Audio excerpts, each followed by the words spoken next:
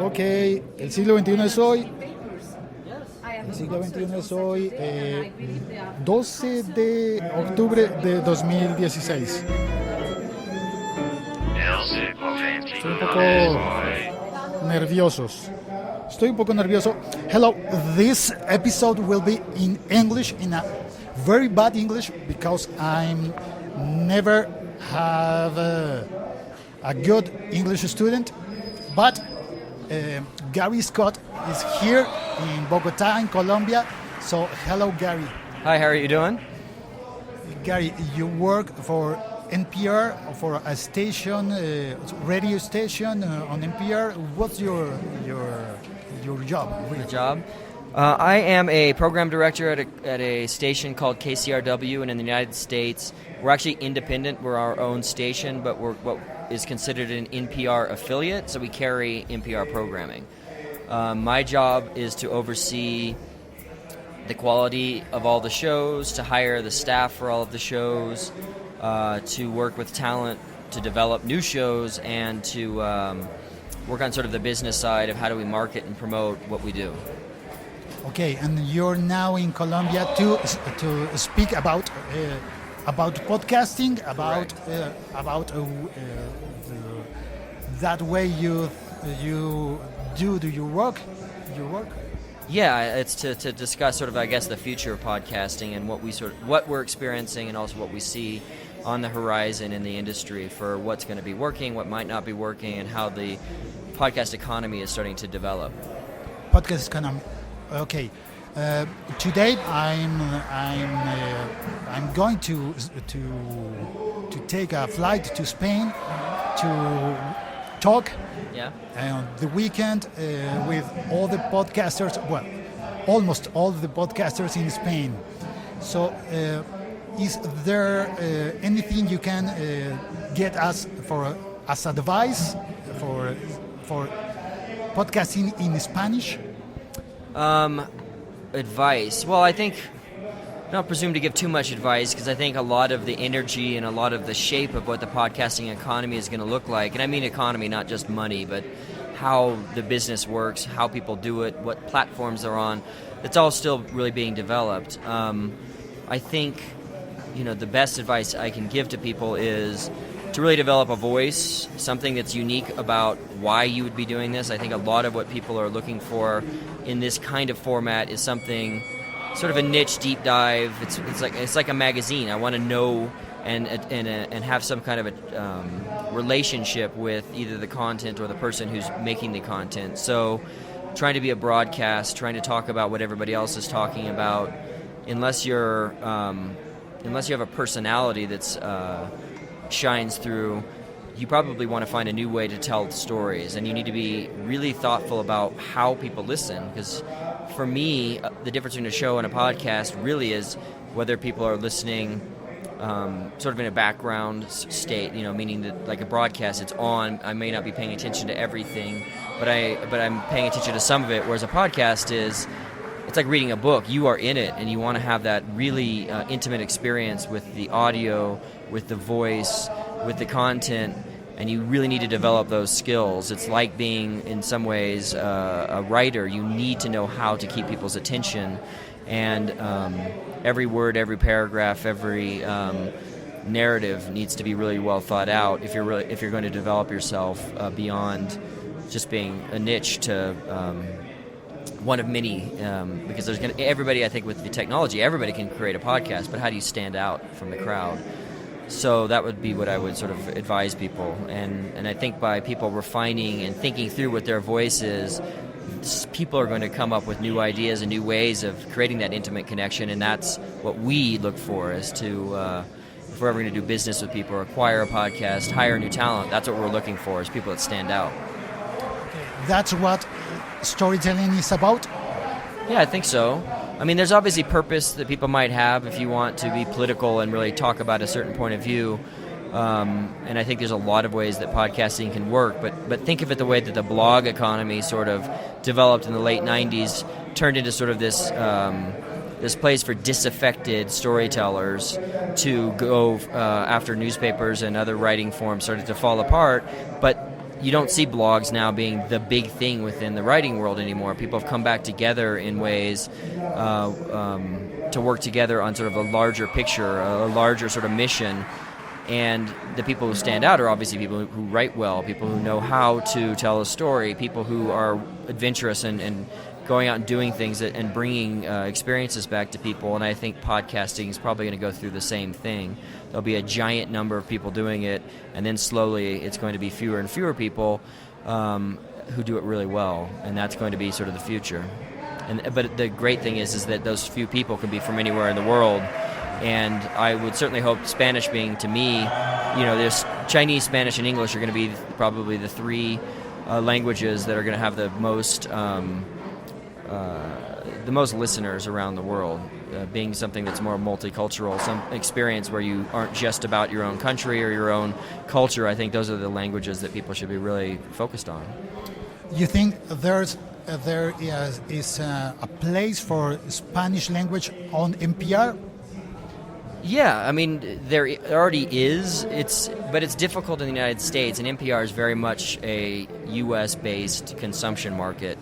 We've tried in many ways to use Spanish language as a way to reach out to people, but that's just not our audience right now. So you have to develop a whole new audience, and that's difficult. You don't look authentic when you're trying to create something that's not what you've been doing simply to bring in more listeners. Hispanic people in the U.S.? Well, I think, we have Latino and Hispanic listeners. They're just much more likely to want to listen in English. They're second generation, first generation that are not interested necessarily in tuning into Spanish media, or if they are interested in tuning into Spanish media, there's already trusted sources that they want to go to. So why would we want to move into that land? It's a lot of resources for public radio to do that, because now you're trying to do two things well, and you generally do two things poorly when you try to do that. So I think what we want to do through public radio is encourage a kind of economy around Spanish language media to grow, to partner with them, to support them in some ways, to maybe cross-promote them.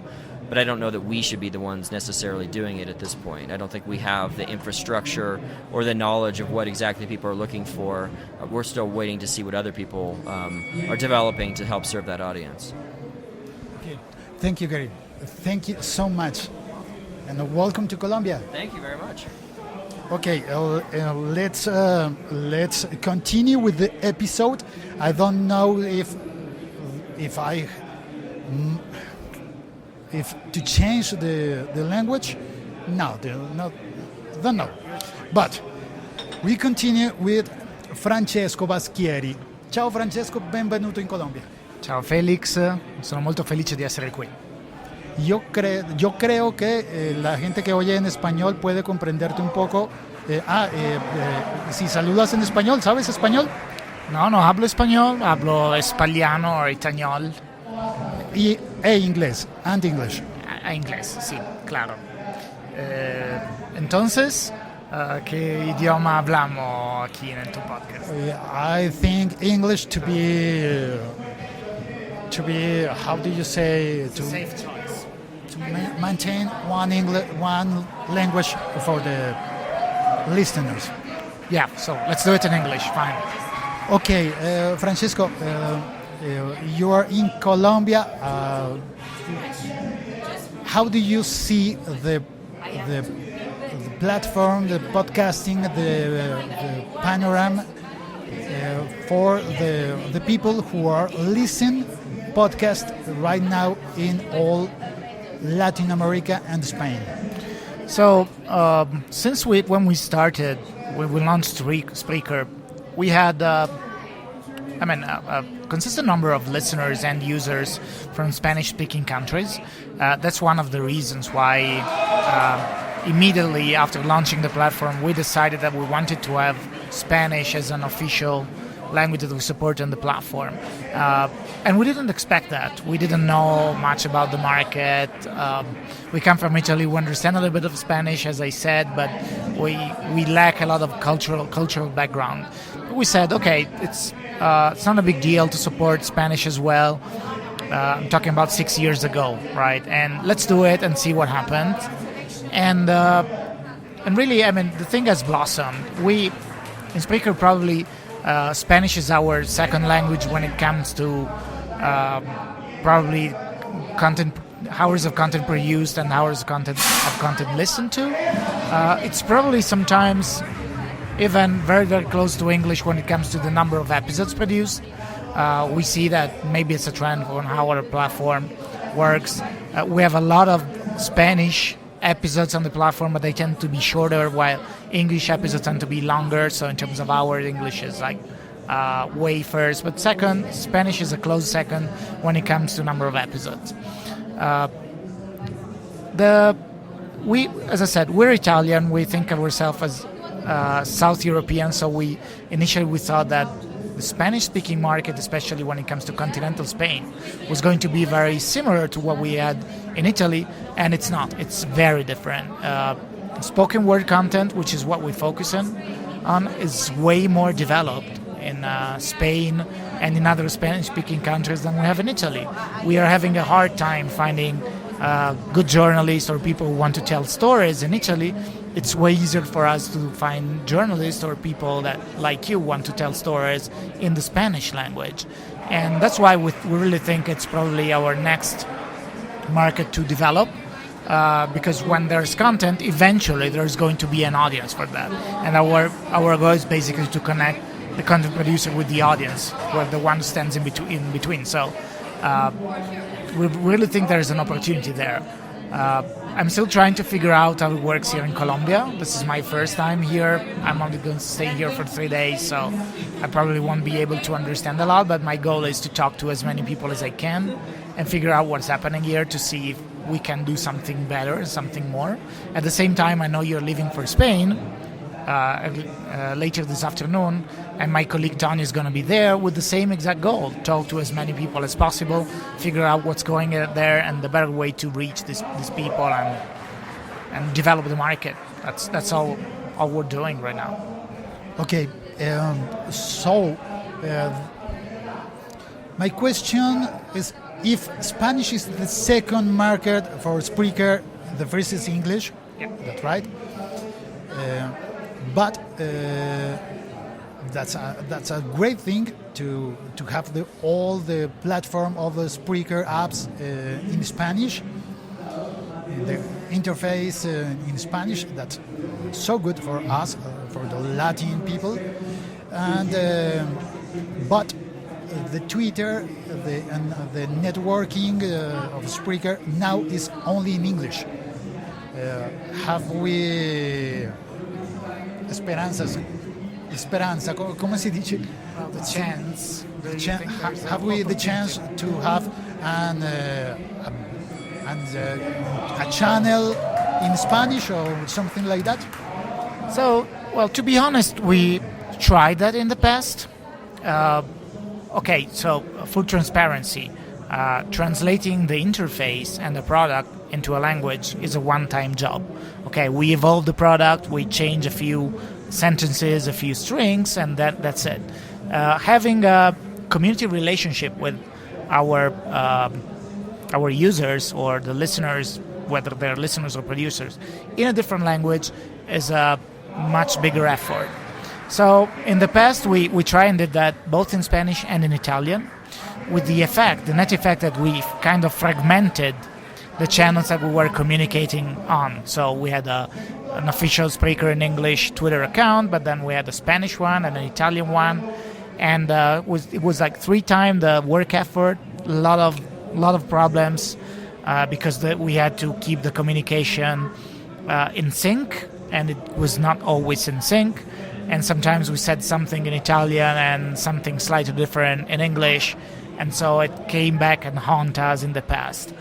And then you don't have a single place to reach out all these people. I mean, if we started a Spanish-speaking channel tomorrow, it would start with very few followers on all our social media accounts. So, I mean, it will take a lot of time to develop and be able to communicate to these guys. So we made the decision in the past that English was our official language for communicating out what was going to happen in Spreaker. We didn't think it was a big deal because, people who really want to understand what's going on in an industry, in a market, are willing to at least use Google Translate to figure out what we're saying. And I really think that in the short term, that's a policy we're going to go through. Anyhow, we're an open company, so if any of our users want to contribute something in their own language, we're free to give visibility to that. So if you have something to say or to communicate to the community in Spanish, we can bring it on and promote it to our Spanish-speaking users. But we're not investing to do that ourselves. We can't. Okay, that's an explanation, and I understand. So I hope we will grow up so much to pay more people to more that job we need in this moment. But okay, well, that's all, Francesco. Thank you. Spreaker is a great app. It's a great platform, great apps, and I'm using right now the Spreaker Studio app. Are we live with this? We're live. Wow. Okay.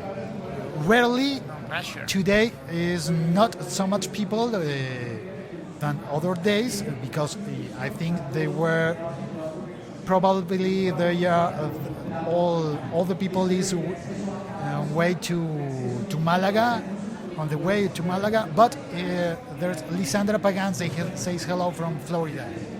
Okay. Hello, Alexandra. From Florida. Yeah, Lisandra is from Puerto Rico and she lives in Florida. So that's it. Grazie mille. My pleasure.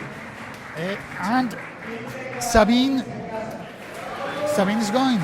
I think they went for the interview. I had to find them. Yeah. Well, I have announced Sabine, so maybe you do another episode later on. I need to find them myself. Well, I'm looking around and I don't see her. Here and brought everybody around video interview, but well, she's in another interview. So, well, if I found her, I will record another interview to her. She comes. Sabine. Hello, Sabine. Salut, Sabine. Bienvenue en Colombie. Merci. Bien. You want to do an interview of me? Yes. In English? We're live. Let's do in English. As you want. I'm not well in English. I'm not a good English speaker, but I try. No, but we can do in French if you want. In French.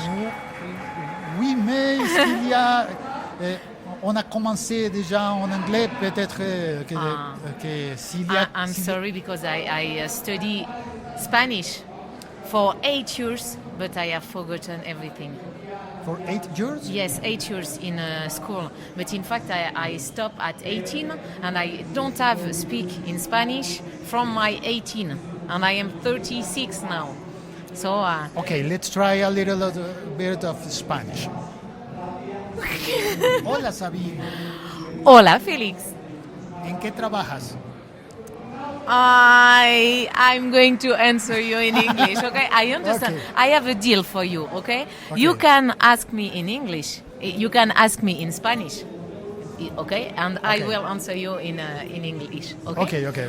So I work in the south of France. I'm the CEO of a local multimedia group, which specialty is video production, local information, and technology and IT development. Video? Yes, in video, because at the beginning of this company in 29, we start with one local TV, and now we have 4 local TV, print news magazine.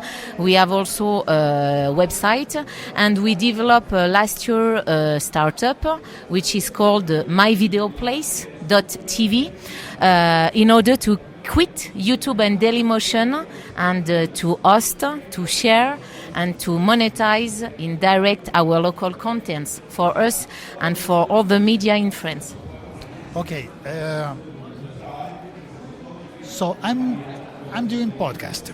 I'm audio podcast, but I'm trying also video. Yes. Sometimes I'm thinking about I'm thinking in YouTube. Yes. Is your platform another choice, different, or? Yes.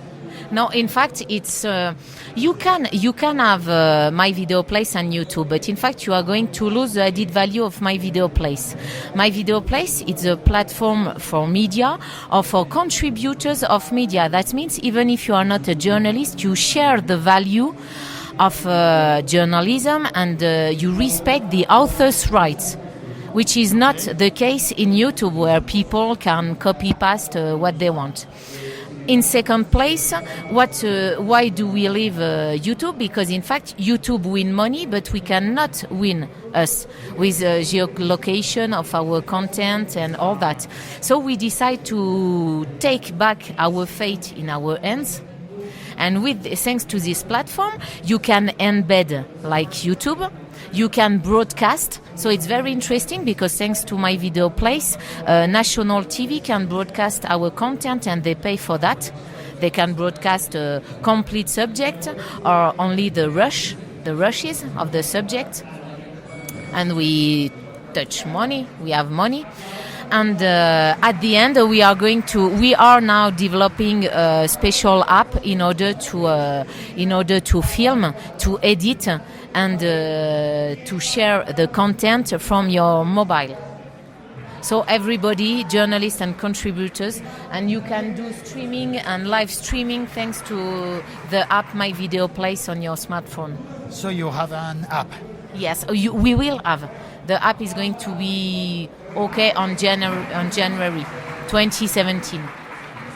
We developed this app with AviWest. Do you know what is AviWest? No. It's an international company of broadcasting solution and optimization, diffusion broadcasting on web. Okay. To replace very agile and mobile to replace satellite solution. Very expensive. ¿De dónde viene el dinero? Where the money comes? Yes,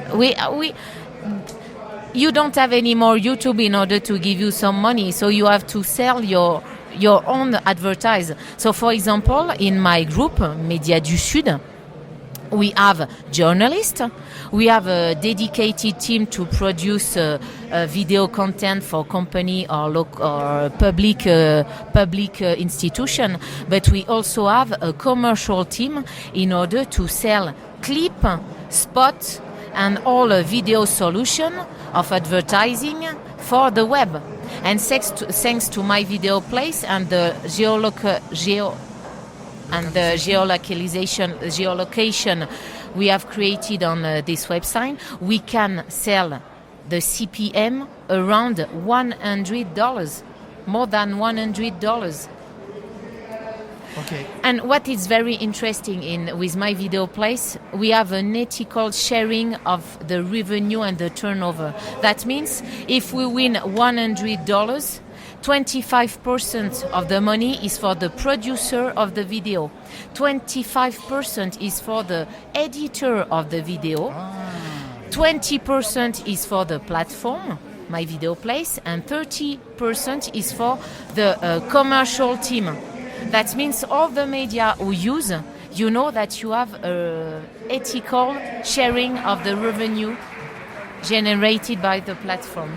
This is not the case in YouTube. This is a virtual circle because I believe in global performance of society. Okay, that sounds very fair to the editor especially, I think. but can we do that in Spanish? For now, this platform is only in French, but we just start the translation in English, and we are going to plan an international development, because in fact this platform cannot be used only in English, because in fact this is a platform first for local media, and as in my company, I'm not ashamed to say that I have 45 employees, only 3 of them are comfortable with English.